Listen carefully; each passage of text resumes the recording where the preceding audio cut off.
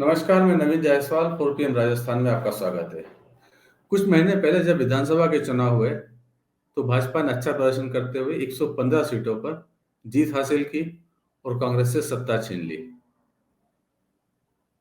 भाजपा का प्रदेश संगठन उस समय खुशियां मना रहा था, पार्टी की जीत की खुशियां मना रहा था, प्रदेश में सरकार बनाने की खुशियां मना रहा था, लेकिन प्रदेश संगठन के मुखिया यानी सीपी जोशी के लिए वो मजाक कुछ किरकिरा कर देने वाला था, क्योंकि विधानसभा चुनाव में अच्छे परिणाम होने के बावजूद खुद उनके गृह नगर में, जहाँ से वो सांसद भी है, जहाँ वो रहते भी हैं, वहाँ पर पार्टी की भारी दुर्दशा हुई और पार्टी के प्रत्याशी की जमानत तक जब्त हो गई। तो जिस संगठन के कामकाज के बूते पर पूरे प्रदेश में जीत हासिल करने का दावा किया गया और जीत हासिल भी हुई, वही संगठन और संगठन के मुखिया अपने ही गृह नगर के अंदर पार्टी को जीत नहीं दिला सके, बल्कि दुर्दशा होने से भी नहीं रोक सके। और अब वैसी ही चुनौती एक बार फिर लोकसभा चुनाव में भी सामने खड़ी हुई है प्रदेश अध्यक्ष सीपी जोशी के लिए। ऐसे समय में जब पार्टी राम मंदिर के प्राण प्रतिष्ठा के बाद में और राम मंदिर के निर्माण के बाद में एक बड़ी उम्मीद लेकर बैठी हुई है, मोदी सरकार के कामकाज के नाम पर उम्मीद लेकर बैठी हुई है। और पिछले 2 बार के जो लोकसभा चुनाव का प्रदर्शन है, जब पार्टी ने सभी सीटों पर जीत हासिल की है, कांग्रेस सभी सीटों पर हारी है, इस बार फिर पार्टी ये दावा कर रही है कि उसे 25 की 25 सीटों पर जीत हासिल होगी। लेकिन प्रदेश अध्यक्ष सीपी जोशी के लिए शायद चुनौती एक बार फिर खड़ी होने जा रही है। चुनौती वही है जो विधानसभा चुनाव के समय थी, और चुनौती देने वाला भी वही है जो विधानसभा चुनाव के समय चुनौती दी थी। बात कर रहे हैं चंद्रभान सिंह आक्या की, जो चित्तौड़गढ़ से निर्दलीय विधायक हैं। चंद्रभान सिंह आक्या भाजपा के विधायक थे, लेकिन पिछले विधानसभा चुनाव के समय आक्या का टिकट कट गया था।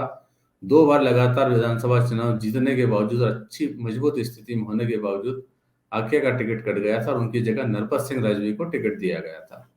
नरपत सिंह राजवी खुद विद्याधर नगर से विधायक थे, लेकिन पार्टी ने यहाँ से उनका टिकट काटा था और उनकी जगह राष्ट्रमान की सांसद दिया कुमारी को टिकट दिया था। और जब टिकट कटा तो नरपत सिंह राजवी खुद पार्टी पर हमलावर हो गए, जयपुर राज परिवार पर हमलावर हो गए। तब पार्टी ने एक बीच का रास्ता निकाला और उन्हें चित्तौड़गढ़ भेज दिया, जहां से उनका पुराना नाता भी रहा था। लेकिन जब चित्तौड़गढ़ भेजा गया तो चित्तौड़गढ़ के विधायक चंद्रमा सिंह आक्या का टिकट कट गया। उसके बाद वही हुआ जो नरपत सिंह राजवी ने किया था। चंद्रमा सिंह आक्या भी विरोध में खड़े हो गए और उन्होंने खुलकर आरोप लगाया कि पार्टी में गुटबाजी के कारण उनका टिकट काटा गया, और इस पूरी साजिश के पीछे भाजपा के प्रदेश अध्यक्ष सीपी जोशी हैं। सीपी जोशी और चंद्रमा सिंह आक्या एक ही जगह के हैं, छात्र राजनीति के समय से साथ रहे हैं, और चंद्रमा सिंह आक्या का कहना था कि तभी से सीपी जोशी उनसे रंजिश रखते थे, उन्हें खत्म करना चाहते थे, इसीलिए विधानसभा चुनाव में उनका टिकट कटवाया गया। और चंद्रमा सिंह आक्या ने इस बात को चित्तौड़ के स्वाभिमान से जोड़ते हुए खुद निर्दलीय खड़े हुए और एक अच्छी खासी जीत चित्तौड़गढ़ विधानसभा पर हासिल की निर्दलीय रहते हुए। और भाजपा की स्थिति हो गई कि नरपत सिंह राजवी की जमानत जब्त हो गई।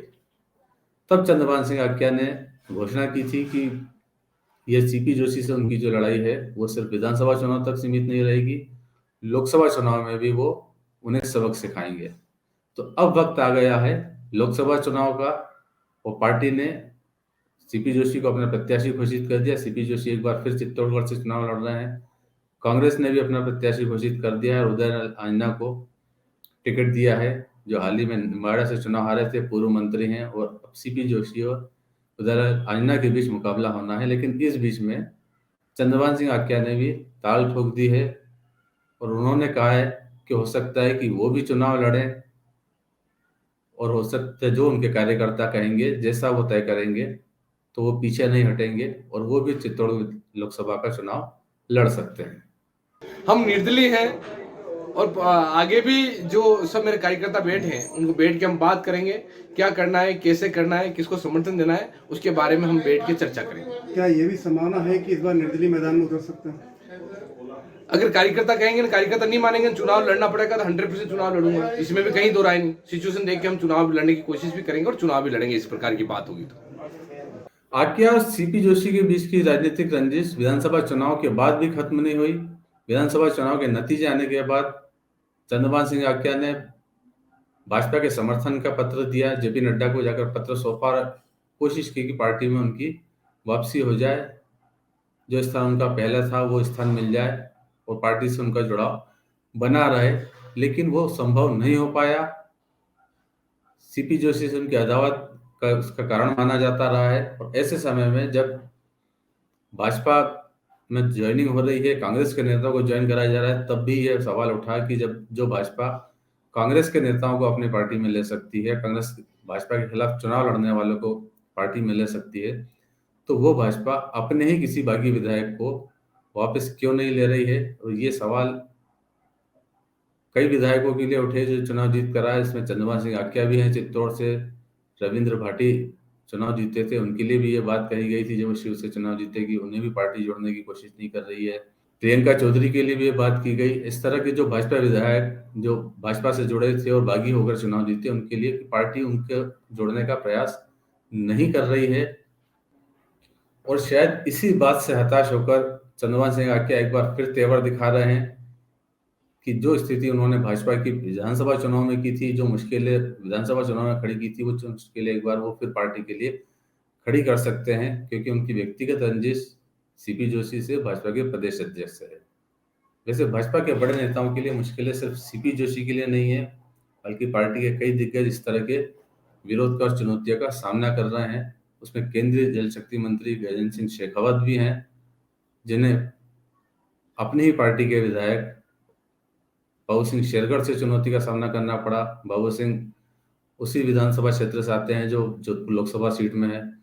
उन्होंने खुलकर गजेंद्र सिंह शेखावत का विरोध किया। हालांकि फिलहाल दोनों के बीच में एक समझौता हो चुका है ऊपरी तौर पर, और बयानबाजी या विवाद का दौर बंद हो गया है, लेकिन फिर भी लोकसभा चुनाव में अभी वक्त है और लोकसभा चुनाव की वोटिंग हो जाने के बाद भी लोकसभा चुनाव के रिजल्ट आने तक शेखावत को शायद ही चिंता बनी रहेगी।